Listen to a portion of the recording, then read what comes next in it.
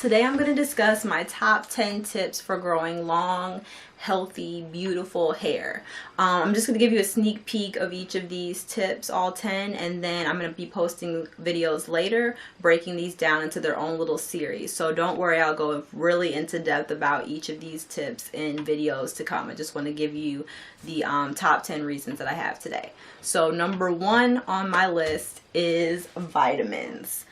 I have taken all different types of brands of vitamins, vitamin regimens, so don't worry, I'll be going into product reviews and speaking about each of the vitamins that I've taken, but I do believe it's extremely important to take vitamins. Your hair needs nutrients, your body needs nutrients, so it's important that you're nourishing your hair from the inside out. So every day I take a minimum of at least 2 vitamins, so that is very important. These I got from Whole Foods, and I'll be going into depth later, but some type of hair or multivitamin. The next thing that I swear by are deep conditioners. Every time I wash my hair, I do a pre-poo, I do some type of hot oil treatment, and I always do a deep conditioner. I never just shampoo or condition my hair. I'm always making sure that I put in moisture. I'm always making sure that I use some type of deep conditioning treatment. And these can go from high to low end, from really do-it-yourself at home inexpensive treatments to more expensive ones. I'll be going into depth about that, but you need to deep condition.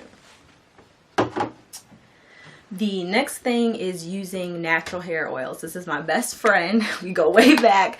Organic virgin coconut oil. I'll be talking more about each of the oils, but it is so important. I wish I started YouTube a long time ago so I could have showed you guys all the things that I threw away. Basically a whole trash bag full of products that I threw away because the products are deceptive. They say they're coconut oil, but they're not. You read the ingredient list and the last ingredient is coconut oil. Or you go on Target and something says carrot oil and it has basically petroleum in it, or it has mineral oil. It's not what it says that it is. So you have to be committed to thinking critically about products, reading the label, reading what's in them. And you can find things really inexpensive, but a lot of, unfortunately, black hair care is not what it says it is. And we're putting things in our hair that don't really moisturize or take care of them. They're basically the same as putting Vaseline on your hair. They're crap. So I believe in natural hair oils.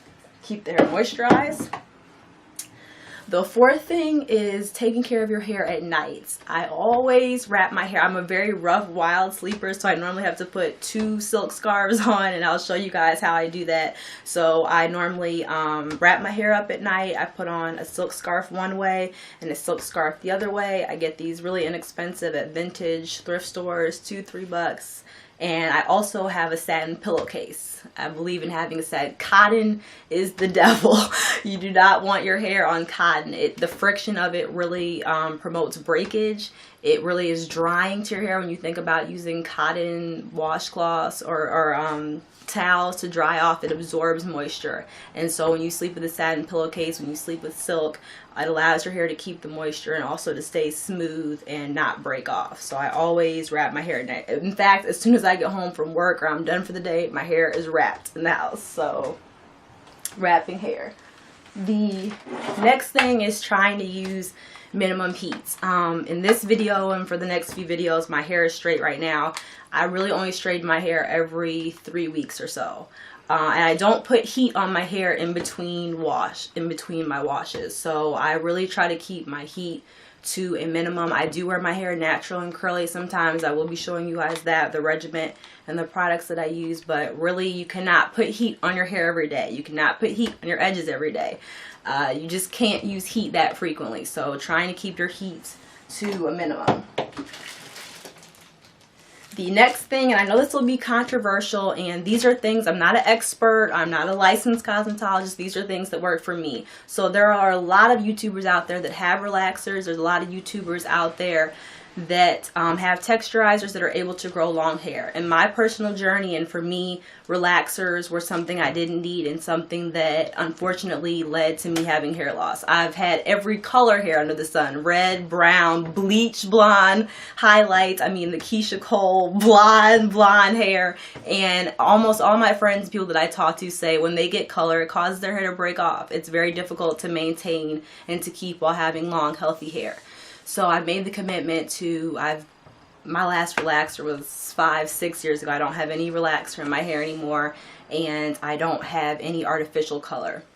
A lot of people like for their hair to look as dark black as possible, and so they resort to using over-the-counter black hair dyes. I don't do that anymore either. So I use Lush's brand of henna.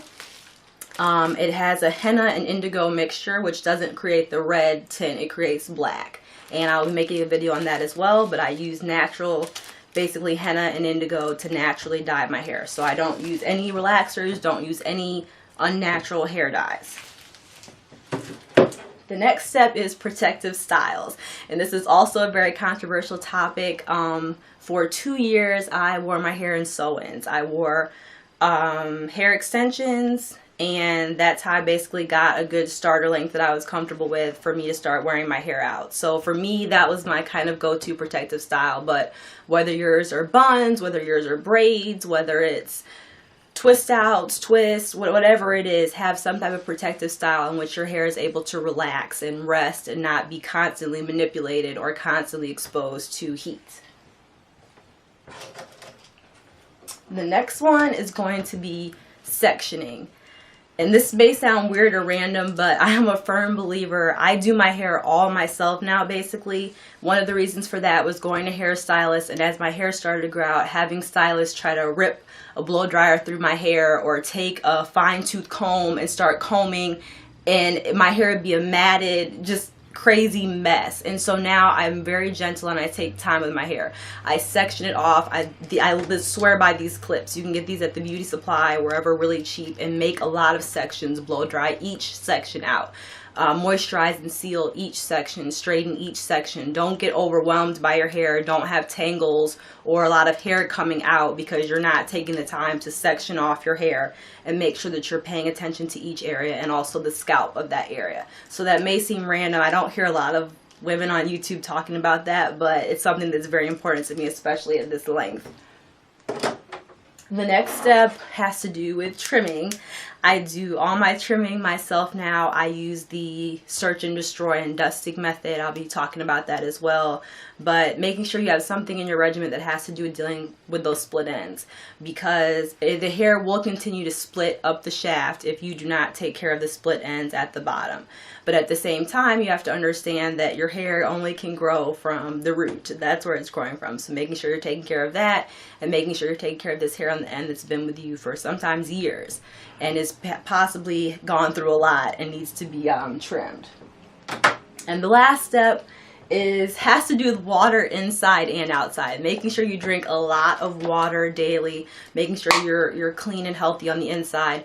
But also, living in DC, the water here is really hard and really harsh. So you want to make sure, if you're living in a city or you're living in an urban environment where the water isn't high quality, or you often don't drink the tap water, a lot of times it can break down your hair as well. So you can go to Home Depot and get a shower head that will kind of purify and filter the water, just like a Brita water pitcher does for your drinking water. And that's going to take out a lot of the harsh minerals and chemicals and make sure you're using high quality purified water on your hair like they would at a hair salon. It's very important, if you do your hair at home, that you have that type of water filter so that you're getting salon quality water that's going over your hair to nourish it, because water is the #1 thing that moisturizes and nourishes your hair. So those are my top 10 tips, and stay tuned please for the future series on breaking down each of these further. Take care.